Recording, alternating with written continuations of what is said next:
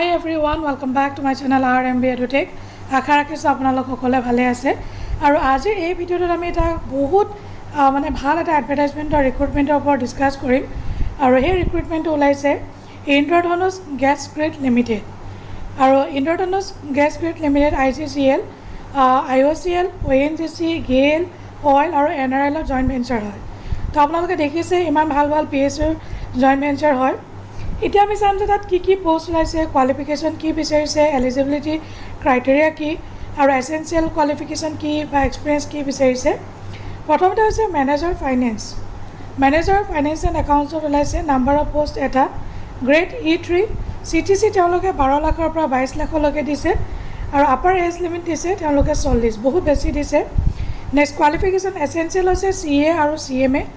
Minimum 6 years of post qualification experience থাকিব লাগিব next হৈছে মেনেজাৰ মাৰ্কেটিং এটা পোষ্ট আছে E3 12 লাখৰ পৰা 22 lakh same as 40 2 years MBA or PGDM with specialization in marketing oil and gas petroleum and energy and infrastructure এইকেইটাত specialization হ'ব লাগিব ডিজায়াৰেবল দিছে তেওঁলোকে বেচেলৰ ডিগ্ৰী ইন ইঞ্জিনিয়াৰিং যদি বেচেলৰ ডিগ্ৰী থাকে ইঞ্জিনিয়াৰিং বেকগ্ৰাউণ্ডৰ হয় তেওঁলোকে ডিজায়াৰেবল মানে তেওঁলোকে এটা প্ৰিফাৰেন্স পাব আৰু minimum 6 years of post qualification experience in marketing of oil and gas হৈ গ'ল নেক্সট আছে মেনেজাৰ SSE ইয়াতো এটা পোষ্ট E3 12 লাখৰ পৰা 22 লাখ 40 বছৰ দিছে 40 মানে 40 years লৈকে পাৰিব 4 years bachelor degree in fire and safety engineering or 4 years degree in mechanical engineering with minimum 1 year diploma in industrial safety fire engineering fire and safety engineering minimum 6 years of post qualification তেওঁলোকে দিছে manager ONM তাত কিন্তু দুটা post আছে বাকিখিনি সব আপোনালোকৰ একে BE BTech হ'ব লাগিব মেকানিক্যাল ইঞ্জিনিয়াৰিং বাকি 6 years of minimum qualification manager প্ৰজেক্টত এটা E3 বাকি কন্ডিশনখিনি একে BE BTech হ'ব লাগিব minimum 6 years মেনেজাৰ ONM ত আছে এটা পোষ্ট E3 তাতো গোটেই কন্ডিশনখিনি একে 12 লাখৰ পৰা 22 লাখ 40 years লৈকে পাৰিব BE BTech minimum 6 years manager project তাতো BE BTech লাগিব minimum 6 ম্যাক্সিমাম আপোনালোকে দেখিছে ইঞ্জিনিয়াৰিং বেকগ্ৰাউণ্ডত তেওঁলোকে বেছিকৈ দিছে আৰু BE BTech কিন্তু ইয়াত ইলেক্ট্ৰিকেল ইঞ্জিনিয়াৰিং হ'ব লাগিব এইটা manager ONM manager project next manager ONM ত এটা পোষ্ট আছে E3 12 লাখৰ পৰা 22 লাখ ইয়াত কিন্তু তেওঁলোকে স্পেচিয়েল যেটো মানে লাগে এটো বেলেগ বিচাৰিছে BE BTech in instrumentation electronics and instrumentation and control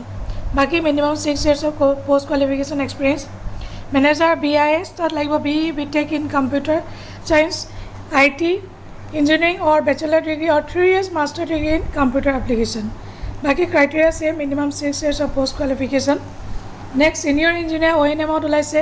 BE BTech in mechanical লাগে তাত 4 বছৰ হয় experience next senior engineer project তাত এটা পোষ্ট E2 35 দিছে as BE BTech in mechanical or minimum 4 years of post qualification experience senior engineer ekitar post 4 years is a manager level at 6 years is a next senior engineer ONM ot ulaise 35 this is BE BTech senior engineer project ato BE BTech in electrical engineering dise or senior engineer ekitar 4 years of mane experience bisaise senior engineer ONM ot eke BE BTech in instrumentation electronics minimum 4 years engineer telecom ot 32 বছৰ দিছে আজিটা officer level তেওঁলোকে তাৰ 32 বছৰ দিছে আৰু 2 years of minimum qualification তেনেকে officer legal officer FNA এটা post ওলাইছে এইবিলাক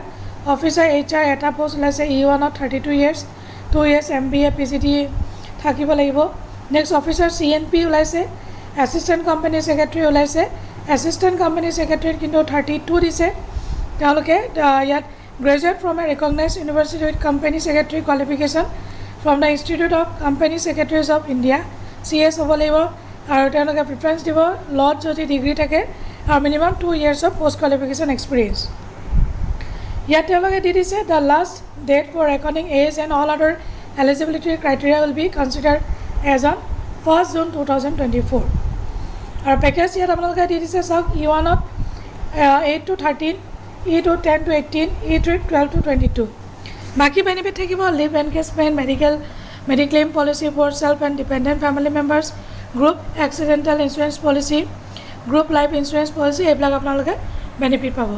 সিলেকশ্যন প্ৰচিডিউৰ ইয়াত কিন্তু যি দি হ'ব লিখি দিছে application received online will be shortlisted based on এলিজিবিলিটিৰ criteria in the event the number of application received is more the company reserves the right to modify the shortlisting criteria at its discretion to restrict the number of candidates to be called for GD. How to apply it? আপোনালোকে সাইটত গৈ last date হৈছে 14 July. No hard copy of the application to be sent. কোনো মানে online কৰিব লাগিব আৰু application ফি হৈছে non ৰিফাণ্ডেবল 500. বাকী ডকুমেণ্টছ কি লাগে গোটেইকেইটা আপোনালোকে চাইছে পাছপৰ্ট চাইজৰ photo signature date of birth birth certificate experience certificate general কণ্ডিশ্যনখিনি এবাৰ আপোনালোকে চাই দিব আৰু ইম্পৰ্টেণ্ট ডেটকেইটা হৈছে opening date for online application 5th July আৰু লাষ্ট ডেট হৈছে 14 July. তো এইখিনি আছিলে আৰু যদি আপোনালোকে ভিডিঅ'টো ভাল পায় নিশ্চয় এটা লাইক কৰি দিব মোৰ চেনেলটো ছাবস্ক্ৰাইব কৰিব নাপাহৰিব লগতে শ্বেয়াৰ কৰি দিব চ' ডেট যিসকল এলিজিবল হয় তেওঁলোকে এপ্লাই কৰিব পাৰে আৰু thank you so' much bye bye take care Jai Hind.